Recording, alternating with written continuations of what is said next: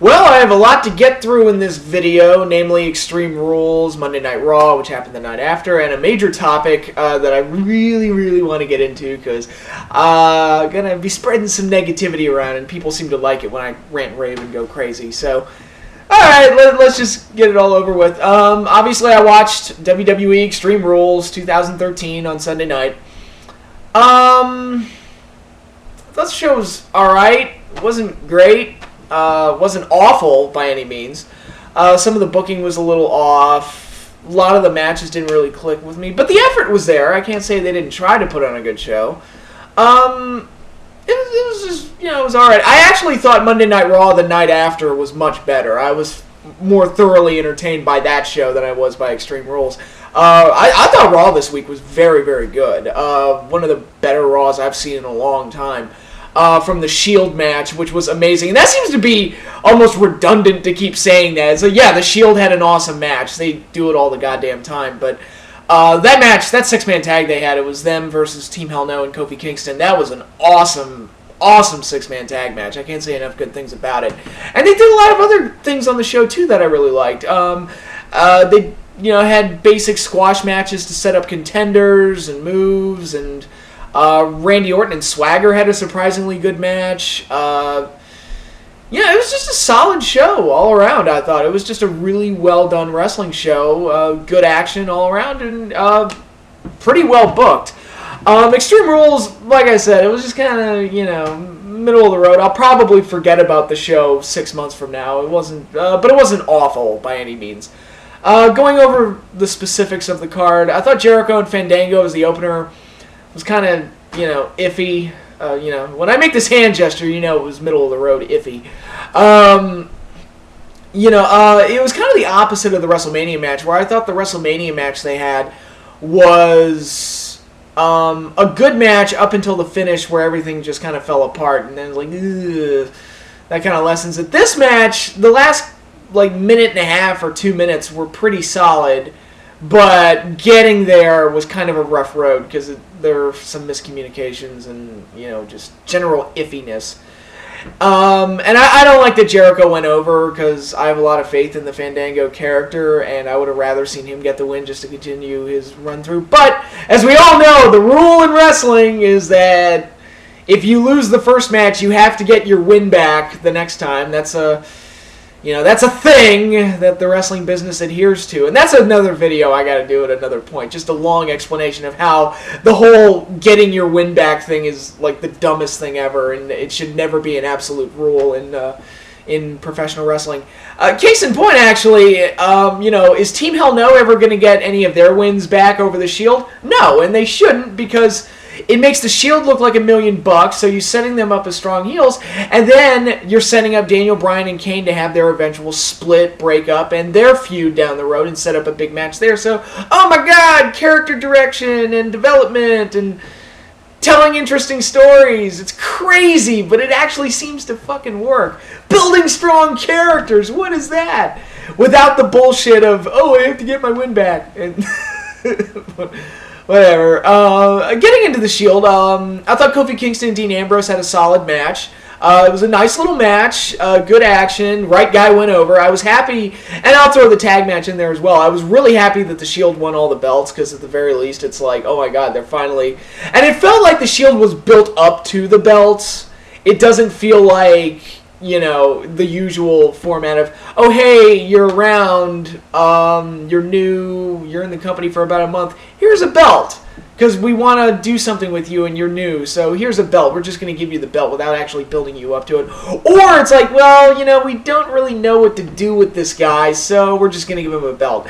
Which pretty much sums up Chris Jericho and the Intercontinental title, to a T. It's like, oh, hey, Jericho, we don't really know what to do with you, so here's the Intercontinental title, just because. That's not what this feels like. This feels like the Shield was actually built up to the championship, so it actually felt like a big deal that they have the belts. Whether or not they actually do anything with it, we'll just have to wait and see. But they're really riding with the Shield, which is a really good thing.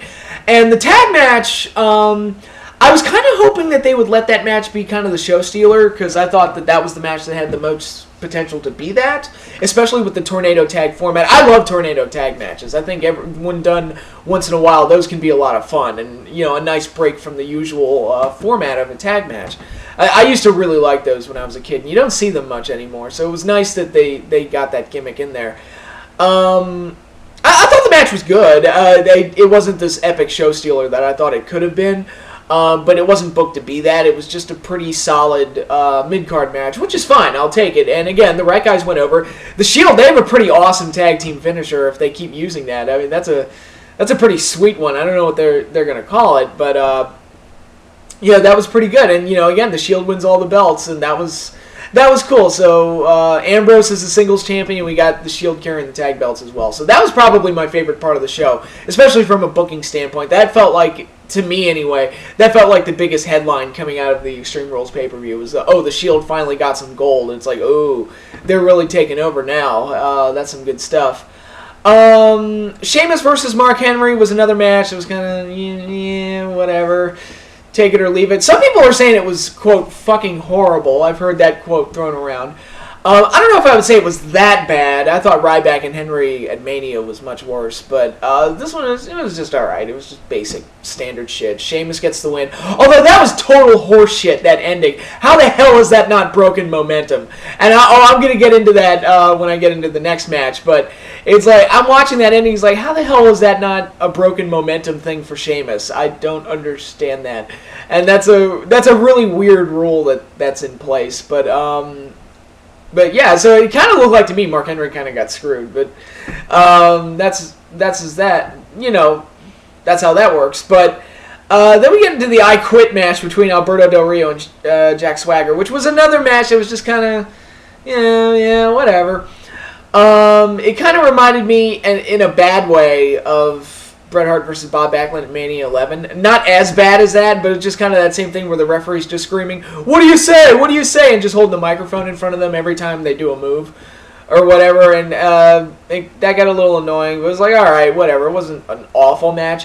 But then you get the ending where Zeb Coulter threw the towel in, making the referee think it was Ricardo that did it on behalf of Del Rio. So Swagger was given the win, and then they did an instant replay to show that it was actually Zeb Coulter that threw the towel in, and they restarted the match and Del Rio won. Now, and JBL, God bless JBL, he really is the best commentator in wrestling. Since when is instant replay a thing? And this is where I get mad at the WWE and wrestling in general. It's like they just change the rules and the format willy-nilly to suit whatever situation they want to do. There's no consistency here. Do I have a problem with an instant replay rule in of itself? No. It's kind of like that tag match that happened, I think it was last year. It was Jericho and Big Show versus Cena and somebody else. I don't remember who. And Big Show got his team disqualified by breaking up a pin. To which I say, okay, I actually like that rule, but it's never been a rule before and has never come into play before, so why is it coming into play now? Because we want to have the match end on a DQ, and that's all we can come up with. And we're never going to mention this rule ever again. So that's what this feels like, and there's so many times where it's like, where's the instant replay on that one? Why? There's just no consistency. Actually, the last match, Sheamus and Mark Henry, where's the instant replay on that one? How is that not broken momentum for Sheamus? I don't know. And now, from now on, whenever a heel cheats to win, I'm just going to be like, well, where's the instant replay? Biggie Langston cheated to beat Alberto Del Rio, technically. Where's the instant replay on that one? There's just no consistency with the rules. It's like, look, you got to make a goddamn rule book. Make a rule book that the fans have access to and is easy enough to follow, and then actually stick to it. That's what you should do, so that this shit actually makes sense. And, stay consistent with your rules here. So that just seemed like, Russo overbooking more than anything else, and Russo had nothing to do with it. So, I hate whenever I see something that's booked that has Russo's fingerprints all over it, and Russo had nothing to do with it. It's just infuriating, because that means somebody's actually taking a play out of Russo's playbook, and that's just infuriating, but whatever. Then we got Randy Orton versus Big Show, which was actually a good match. A lot of it had to do with Orton being way over with the hometown crowd. And like I said, I thought his match with Swagger the next night on Raw was good too. And I'm just sitting there thinking, Orton, these last 2 matches, he looked way more motivated than he has in the last 6 months at least. Because Orton had become one of those guys where it's like, okay, he's just going to have the same goddamn match over and over and over again. It's one of those guys, Orton became one of those guys where he would have a match and I could set my watch to it. It's like, I can call every spot right before it happens. And that's been the Randy Orton match. He basically just sleepwalks through his matches nowadays. But the match with Big Show was good. It was a good weapons match where they basically just used everything but the kitchen sink. And I thought the Vader Bomb spot was pretty cool. I actually thought the Vader Bomb spot on the ladder probably should have been the finish or led to the finish, because that was a really a nice visual if nothing else. And I don't think anything in the second half of the match quite topped that.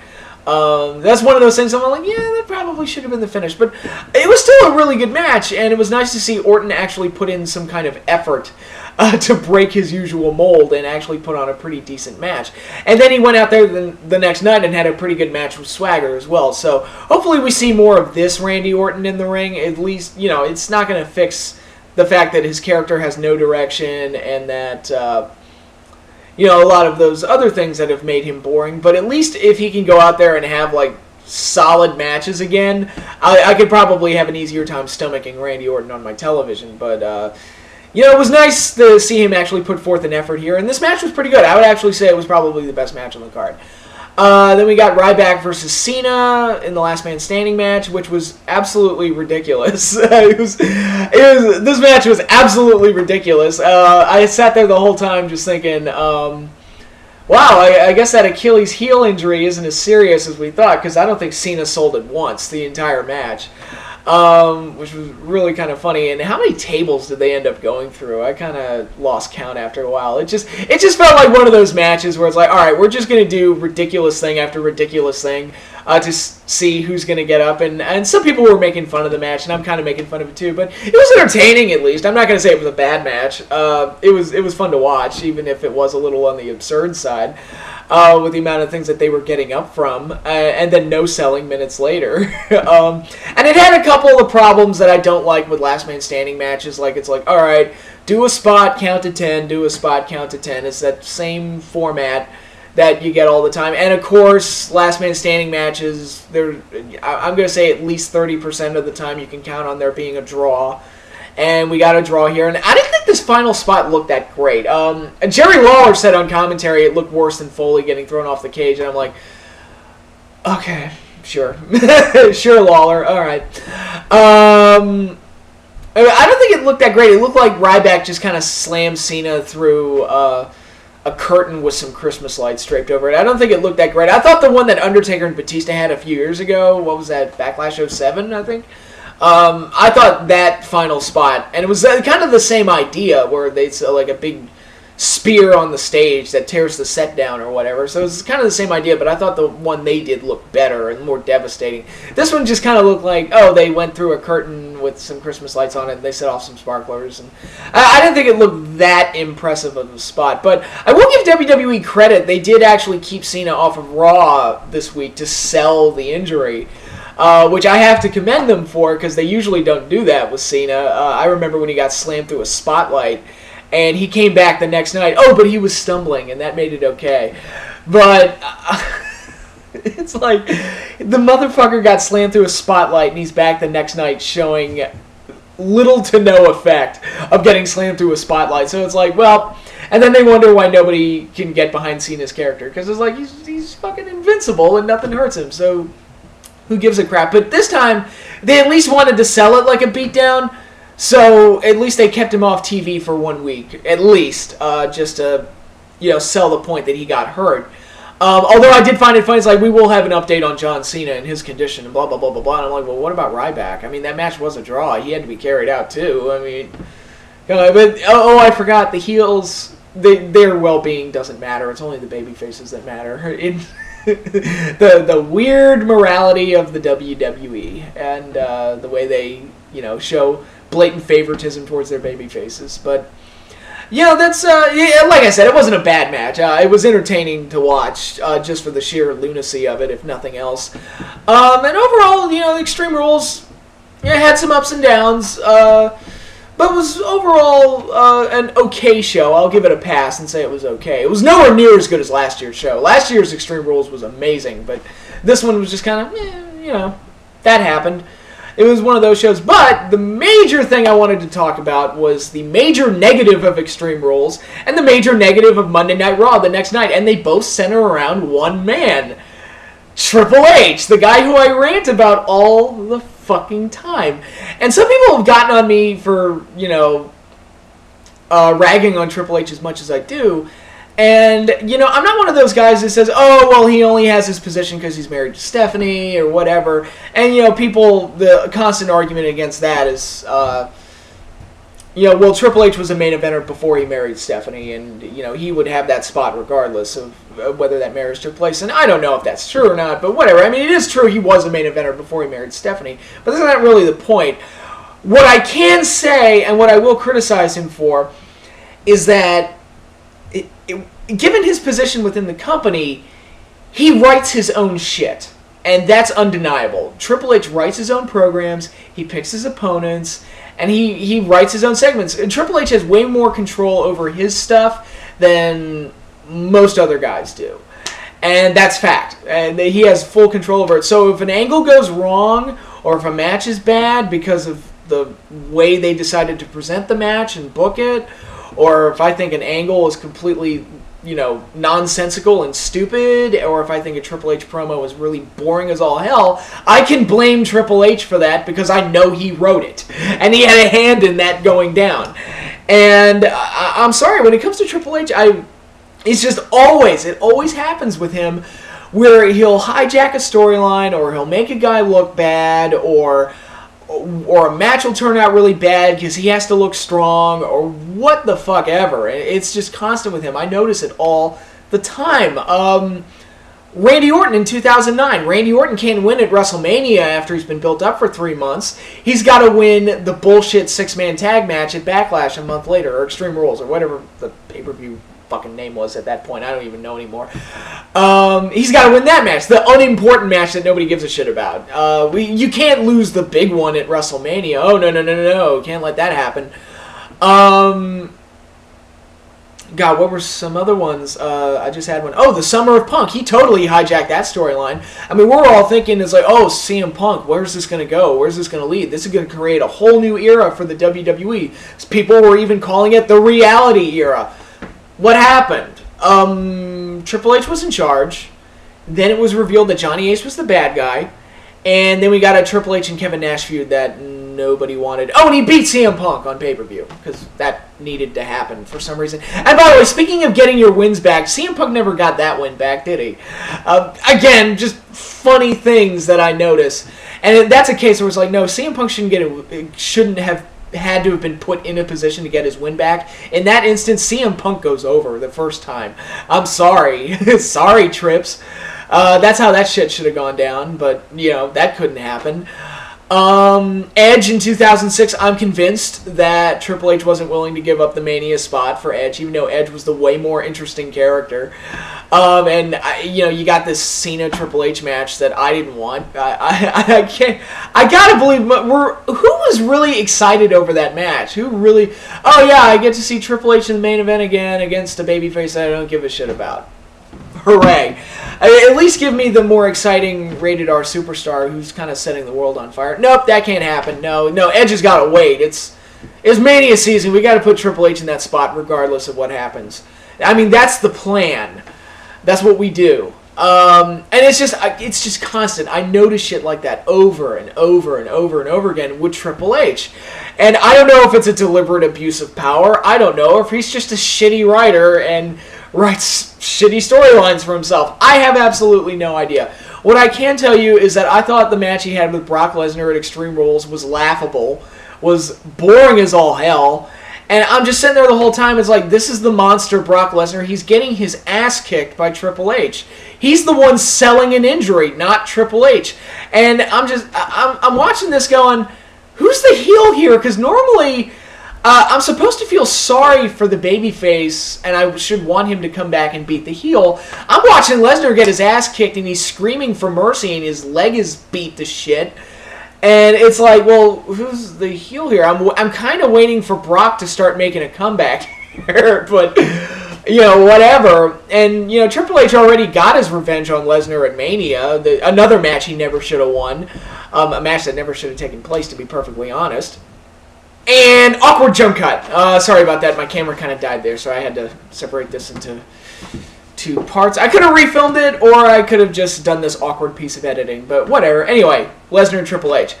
My problem with the way that the Lesnar-Triple H match at Extreme Rules was booked, in addition to them just having the most lackluster series of matches ever, I mean, they've yet to put on a match that I really liked. And I saw one of them live! I was in person for one of them, and I didn't give a shit. You know, the only way Lesnar's character is going to work, he's got to be the silent, brutal monster. That's what he has to be. He's got to be Ivan Drago. That's how you've got to book him. And he needs Heyman as a mouthpiece, and he needs to look like an unbeatable force. He needs to look like a fucking monster. And these matches with Triple H have done so much to just ruin that. The best match he's had was the match with Cena, and that match had a stupid ending because Cena never should have won that match. But the reason that match was the best, outside of the fact that it was Lesnar's return and people were legitimately excited for it, also, the way he was presented and the way he was booked, Cena looked completely helpless in there up against him. And that's when Lesnar's most effective, when he's just this unstoppable monster heel that's throwing everybody around. Because he can't be a babyface, because I already lived through that hell, and I'd rather not go through that again. And he can't talk for himself. He's got the mic skills of a bologna sandwich. He can't cut a promo worth shit. That's why Heyman is so useful for him. So Lesnar has to be the unstoppable monster heel, and I don't know why he's in this match with Triple H selling an injury and getting his ass kicked for most of the match. I'm just sitting there like, I would never in a million years book Brock Lesnar that way, because it totally plays against his strengths. And he's the heel. He should have the advantage for most of the match. And, I mean, I should be thinking that Triple H has no chance against Lesnar, and I'm watching this match unfold, and Triple H is just kicking his ass, and it's like, well, you know, whatever. And then, Lesnar wins, thank God, which was the only way to go, although, I mean, damage already done at this point. Because, and that's another thing, I'm going to use a TNA comparison here, because TNA's doing Bully Ray versus Sting at Slammiversary, and trust me, I'm going to get into the Slammiversary card in a future video, because that card's looking very, you know, meh. But, okay, they're doing Bully Ray versus Sting for the world title with the stipulation that if Bully Ray wins, Sting can no longer go for the world title ever again for the rest of his career, which, okay, about time. I mean, okay, they could have Sting win that match and then have Bully win the title back right after. Or they could build up Bully's heat further by having him get the big win over Sting and really cost Sting something big and then have that build into Bully Ray's heat. That's what I would do. You know, Lesnar should have gone over at Mania just to end Triple H's career and get the heat that goes along with it. Keep him rolling as a monster, and then ultimately you build up a new babyface to take Lesnar down. That's how this shit should work. And like I said, the WrestleMania match never even should have happened in the first place. But if it is going to happen, you're going to have the retirement step. It's like, all right, Lesnar wins. And eventually, you know, you could renege on Triple H's retirement anyway. Once Lesnar's been defeated and everything, you could eventually go back on that. But for the sake of Lesnar's heat and for the sake of making him look important for somebody else to take down, Lesnar should have gotten the win there, but that didn't happen because, you know, Triple H can't lose the big match at WrestleMania. He's got to lose the less important match a month later. It just feels like, okay, Lesnar winning this match just kind of feels like damage control, and he looked like a bitch in the match anyway, so who cares? It's like, I don't feel like coming out of that match, it was like, oh my god, he killed Triple H. I didn't feel like that's how it came off at all. Although they wanted it to, with Triple H, like, having to be helped up to his feet and stuff like that. And my first reaction while watching this is, okay, Triple H wants the sympathy of a massive beatdown without taking a massive beatdown. Sorry, that's not the story you told. You don't get that ending. I'm sorry. That's not the story you told. Lesnar was lucky to beat him. You don't get the benefit of a sympathy-filled, rise to your feet and all of that jazz. You shouldn't get that. It's like, no, Lesnar was lucky to beat you. He had to have Heyman low blow you to help him win it. It was the most pathetic thing. If anybody who watched that match truthfully think that Lesnar is like this force of nature again, and he's this force to be reckoned with or whatever, that's not how he came across at Extreme Rules. Not to me anyway, but that was totally the wrong way to book that match, and I swear to fucking God, if this concussion angle that they did on Raw, if this builds up to Lesnar and Triple H 4, I'm going to buy a shotgun for the sole purpose of shooting my television. I do not own a gun, but I will need to own one and to shoot the television just to express my rage if they actually do that match again. I swear to God, I can't sit through another one. I can't. No more. No mas. I'm done with Lesnar and Triple H. I can't watch another one. I'm done. I clock out. I tap out. Whatever. I'm opting out. Whatever. I'm done. I don't want to ever see that match again. I'm just done with it. But yeah, that'll lead me into Raw, the concussion angle that they did with Triple H. And again, where I go into Triple H makes talents look bad, and I think he gets the blame for this because I know he writes his own shit. Curtis Axel, the repackaged Michael McGillicuddy, real name Joe Hennig, son of Kurt Hennig, he was revealed as the next quote-unquote Paul Heyman guy, the newest client for Paul Heyman Enterprises. Is that what they called it? Or whatever. And they had this big presentation, this big announcement, big entrance where they brought out Hennig. And I'll be honest, I wasn't impressed with him the first run he had with the company. He didn't really do much to really impress me. But, alright, I'm willing to let that slide. He was a little green, and some of it was bad booking. I mean, he was part of the whole Nexus fiasco. He was one of those guys. So, he held the tag titles when the tag titles meant nothing, and, when he was holding the tag titles, that's when the tag titles were like the jobber belts. It was like, oh, well, you suck. So, if you hold the tag titles back then when he did, it means that you suck. That's how they were presented back then. So, a lot of things were going against him. He was also green. His mic skills are awful. Somebody sent me a promo that he cut in NXT a few years ago when he first showed up. He was first a rookie. It was one of the most hilariously bad promos I've ever heard in my entire life. I'll post a link to it here in the description because it's pretty remarkably bad. So having Paul Heyman as a voice piece, I mean, that fixes a major problem right there. So, alright, name change. Heyman's the manager.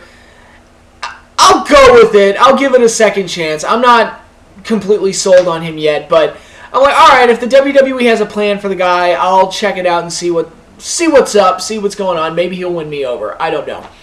And then right after this big announcement, after Paul Heyman has just got done telling me that this guy's going to be essentially the next big thing. He didn't use those exact words, but that's what he was getting at. It's like, this guy's going to be the next big thing.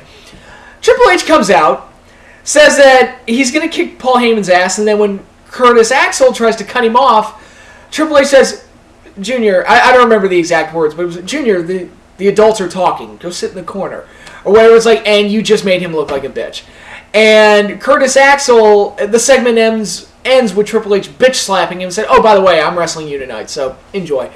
They did nothing to put Curtis Axel on Triple H's level in that segment at all whatsoever. They did nothing to make me think that this guy's a threat, that this guy is somebody that should be feared, that this guy's a star on the rise. They did nothing. It was just Triple H doing his usual bullshit where he makes a guy look like complete and utter shit. And I'm like, well, that whole big intro you just did, you might as well just take it and flush it down the drain because Triple H just made this guy look like a bitch. And then they do the match at the end of the show, and Triple H is kicking his ass for most of the match. And by the time it was over, they did the concussion angle in Triple H's never-ending quest to prove that he's just as good as Shawn Michaels and copying what he did in '95. It's just, by the time it was over, I completely forgot Curtis Axel was even in the ring. So by the time the whole thing was over, it was all focused on Triple H, and Curtis Axel left absolutely no impression on me, except he was the guy that Triple H bitched around and beat up and, bitch slapped in his essentially his debut segment. They did nothing to make me believe that Curtis Axel is a star on the rise or anything, and it just felt like a wasted opportunity. It's like, well, why'd you even bring him out? What's the point? And they'll probably cover it up by saying, oh, the drop kick that he gave Triple H is what, set off the concussion or whatever.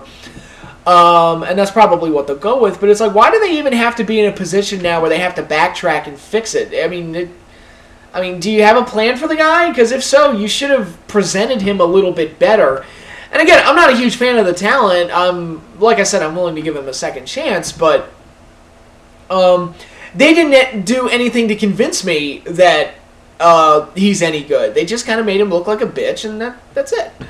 And that's just, it always happens whenever Triple H is involved. You can always count on a talent looking lesser than they should, because Triple H is involved. And that's it. It always fucking happens. It just always, I mean, that dude is basically the bane of Randy Orton's career. I can, just time after time after time, even when Orton beats him, Orton looks like shit doing it. That's just how it works in Triple H land. And like I said, Triple H writes his own stuff, so I can fully blame him for this. And no, I don't care about a concussion angle, because again, it's like, alright, he's trying to get sympathy for a massive beatdown without actually taking the massive beatdown, because he dominated most of that match against Lesnar, so it's like, alright, whatever. I mean, could you imagine Rocky IV, again, I'm going to make an Ivan Drago comparison, could you imagine if at Rocky IV, Rocky kicked Ivan Drago's ass, and then in the start of Rocky V, he's like, let's say Rocky just completely obliterated Ivan Drago, and then at the start of V, he's like, whoa, I don't feel so good. Like he did. I mean, that was in 5. Except the way the fight in 4 went between him and Drago, Drago, like, dominated that fight up until, like, the last round, where Rocky got the knockout victory. And, Ivan Drago looked like a fucking monster. It was just a big deal for him to draw blood on Drago after punching him 18,000 times. And, Drago didn't look like a bitch going up against Rocky Balboa. That's not what happened at all. Rocky had to fight tooth and nail and practically break himself just to beat Drago. And then at the start of 5, when you see the aftermath of the fight, Rocky's like a shell of himself because of all the punishment he took. And I didn't feel like that's what Triple H went through in the match with Lesnar. I felt like he dominated most of the fight, and Lesnar was just kind of lucky to win. So I don't care that they're doing this concussion angle. And yes, it's going to lead to more... Should I retire or shouldn't I? Which it feels like they've been doing this with Triple H for the last, like... Okay, when was the match he had with Sheamus? Actually, I'll go even further back. When Orton won that bullshit 6-man tag match, they tried to do that, like, oh my god, is this the end of Triple H? It feels like ever since then, they've been trying to recreate that, because I guess Triple H wants that retirement pop. I don't know. But I just don't care anymore. It's like, look, I don't care. Just go back to not... See, he should have retired at WrestleMania, and nothing of value would have been lost. It just... He would have gotten his big retirement ending right there, and it would have been at WrestleMania. It would have been a big deal. And if he ever wanted to come back and have a match, you could have gone back and reneged on it once Lesnar lost. Finally got defeated or whatever. But it's just they're going to do this concussion angle. It's going to carry on for months. And I'm sure the McMahons will get involved, and I'm sure. A bunch of other shit will go down. It will probably lead to a Triple H and Curtis Hawkins. That's why am I calling it Curtis Axel? I'm having trouble getting used to that name. It'll probably lead to a rematch where Triple H will win because he has to get his win back, even though he technically didn't lose.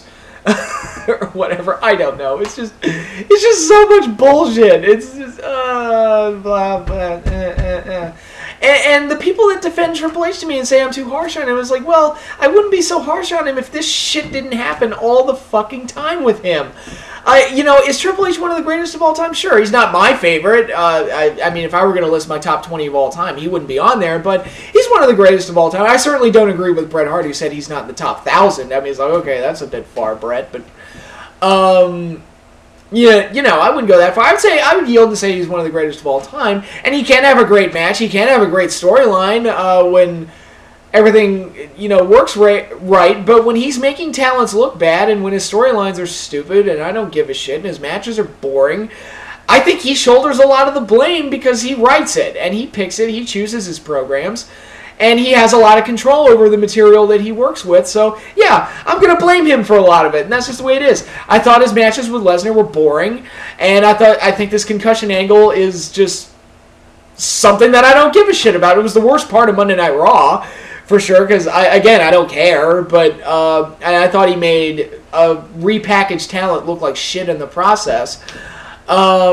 Could you imagine if Kane debuted? I'm not saying that McGillicuddy, or again, I'm having trouble getting used to the Curtis Axel name. I'm not saying he's on par with Kane as a character or anything, but could you imagine if Kane debuted? This is a repackage. Glenn Jacobs did not debut at Bad Blood. This was a repackage. Kane was a totally repackaged gimmick for him. Could you imagine if Kane came back and Undertaker kicked his ass right there and slapped him across the face right off the bat right there? Would it kill the... You know what I mean? It's like, look, if you want to give this guy a big debut, you got to make him look as good as possible so that it leaves a good first impression. And they didn't do that with Axel at all. He looked like another Nexus bitch. And that's what he was the last time he was working with the company. But, whatever. That's Triple H. He knows best, I guess. I don't know. I'm so sick of that motherfucker. Blah. But, yeah. Another lackluster match with Lesnar, I felt. Yeah, and more bullshit on Raw. What was an otherwise really good episode of Raw. Again, the Shield match was amazing, and a lot of the booking throughout the show was just nice and solid and simple, and that's fine. I'll work with that. I'll go with a lot of that. It's perfectly fine. And I thought Raw was very, very good. It was one of the better Raws I've seen in a while. It was I'll be honest, it was one of the Raws... one of the only episodes of Raw since they've gone to 3 hours where I didn't feel the 3 hours. Where it didn't feel like the show was just dragging on and on and on. This one actually went by pretty quick. It was a pretty entertaining show overall, but you can always count on Triple H to spit in the pool or piss in the pool or whatever. I don't know. It's just... I'm just so sick of that motherfucker. But I've ranted enough about Triple H, and I'm sure I'm going to piss some more people off with it, but... that's just how I feel about Triple H. I notice this shit, and I'm going to call him on this shit when I feel that I see a disturbing pattern here in Triple H programs. That's just what happens. Somebody always comes off looking bad. People get ruined, and matches become boring, and storylines are stupid, and whatever. And Triple H, it happens to a lot. I'm just saying. That's just how I feel. But, yeah, that's all I got for now. Probably going to do another video sometime this weekend. Definitely want to talk about Slammiversary because, like I said, I'm not impressed with what TNA is shelving up for that show. But I said that last year, and I ended up loving Slammiversary last year. So who knows? I don't know. They might pull another rabbit out of the hat. But that's all I've got for now. So until then, peace, everybody.